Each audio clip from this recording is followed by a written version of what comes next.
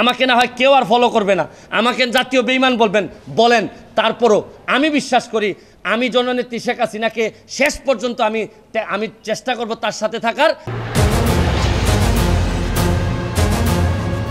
এদিকে মানবতার ফেরিওয়ালা ব্যারিস্টার সুমন নিউইয়র্কে গিয়ে বাংলাদেশের মানুষের জন্য কিছু কথা বলেন। তিনি বলেন, আমি জীবনে অনেক ভুল কিছু ডিসিশন নিয়েছি এবং ভুল কিছু কাজ করেছি, যার পরিণামে আজ আমাকে দেশ ত্যাগ করতে হলো। তো প্রাণপ্রিয় ভিউয়ার্স, চলেন তার নিজের মুখে শুনে আসা যাক।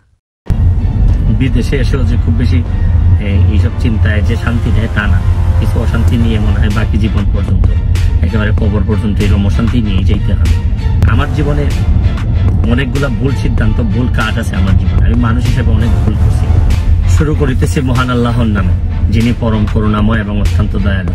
নিউ ইয়র্কে এসে পৌঁছাইছি, এখন নিজের ভাগনার গাড়িতে করে আমাকে আমার বোনের বাসা থেকে নিয়ে যাচ্ছে আমার মা যে বাসায় থাকেন এই বাসায়।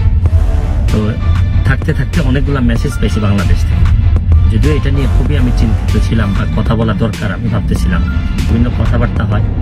এটা আসলে আমি আপনাদের কাছে মানে আল্লাহর হস্তে চাই যে এটা বন্ধ করতে হবে। এটা যদি বন্ধ না করেন, মানে অনেক মানুষের অনেক নির্যাতন হয়, অনেক কষ্ট হয়, এসব যন্ত্রণা আপনাদেরও, আমি প্রায়ই হয়তো এইভাবে যন্ত্রণা আপনাদেরকে দিতে হবে, আপনাদেরও নিতে হবে, আর আপনাদের যন্ত্রণাও আমি নিব। ভালো থাকবেন, সুস্থ থাকবেন।